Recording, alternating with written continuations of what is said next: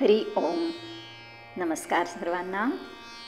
आज वैशाख शुद्ध पंचमी. आजचा हा दिवस अतिशय पवित्र आणि खास असाच म्हणावा लागेल, कारण जगद्गुरू आदि शंकराचार्य ह्या अलौकिक लोकोत्तर अशा विभूतिमत्वाची ही जन्मतिथी आहे.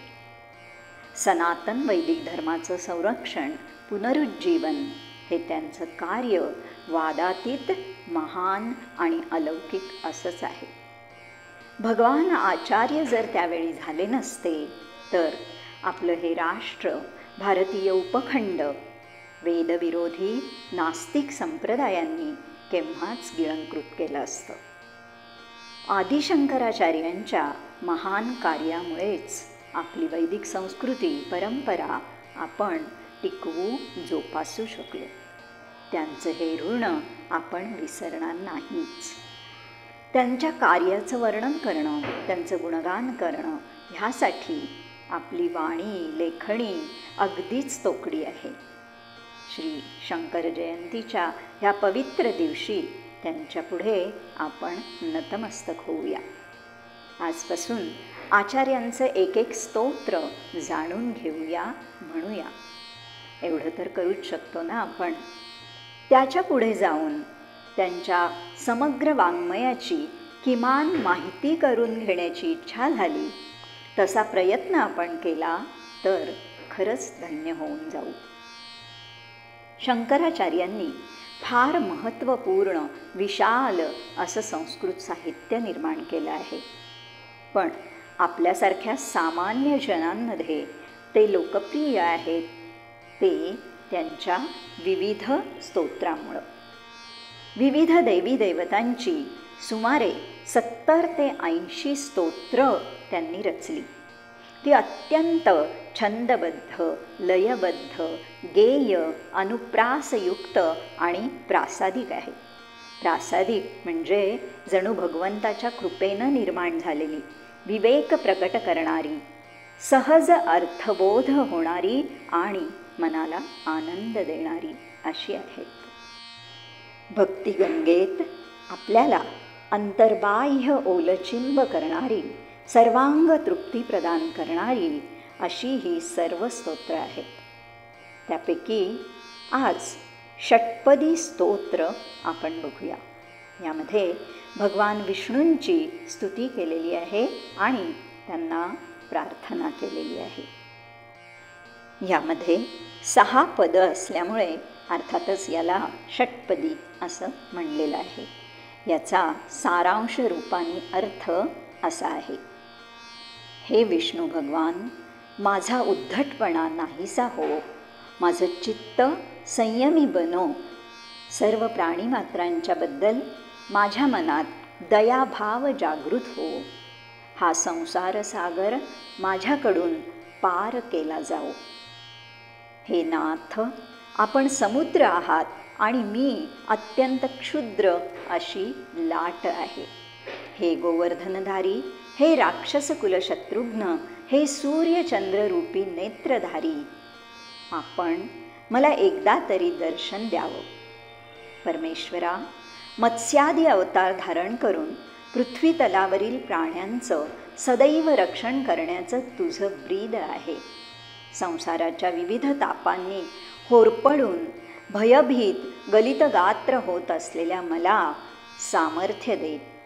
योग्य तिथे मला मदत कर. हे गुणमंदिर दामोदरा, हे शैलेशा, हे करुणामया नारायणा, मी तुझ्या पायाशी सदैव सर्वथैव लीन आहे.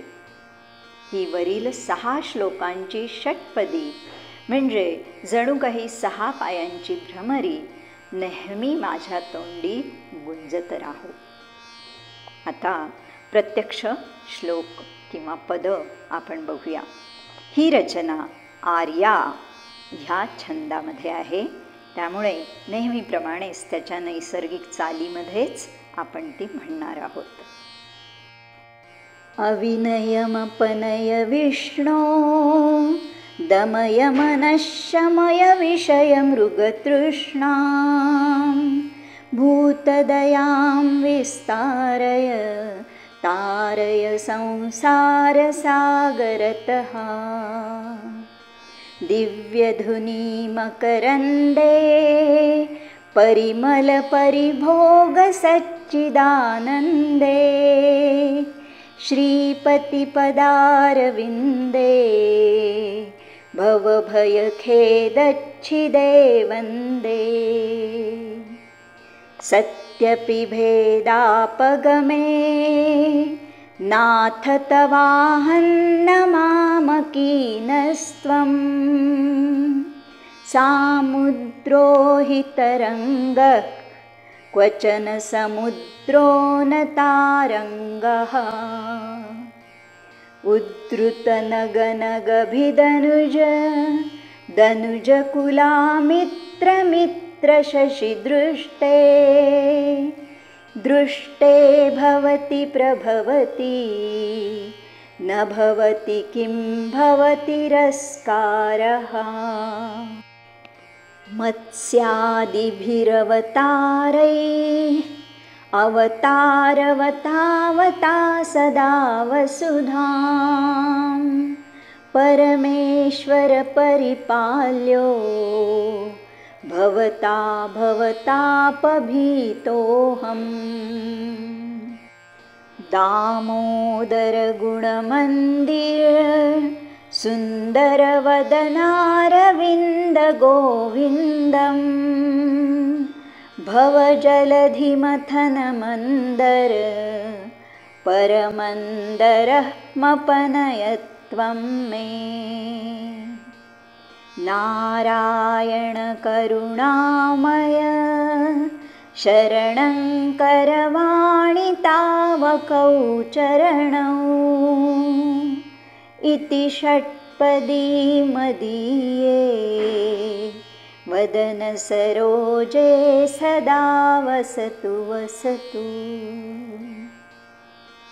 इति श्रीमच्छङ्कराचार्यविरचित षट्पदीस्तोत्रं सम्पूर्णम्। शङ्करं शङ्कराचार्यं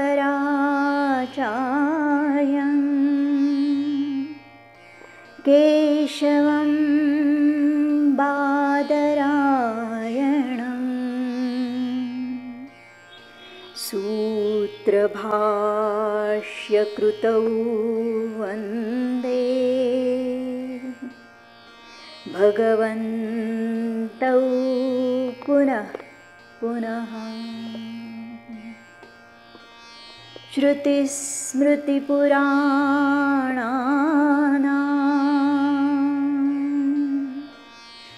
आलयं करुणालयं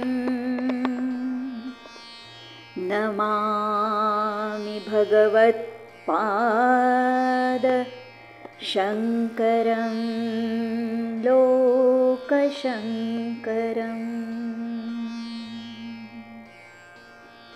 शङ्करं लोकशङ्करम्।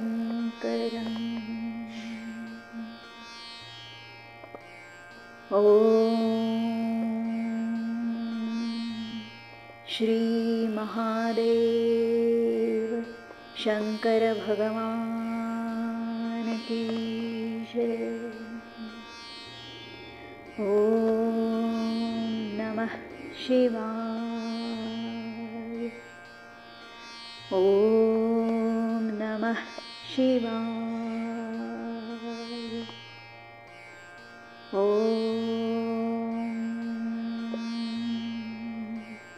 तत्सत् ब्रह्मार्पणमस्तु।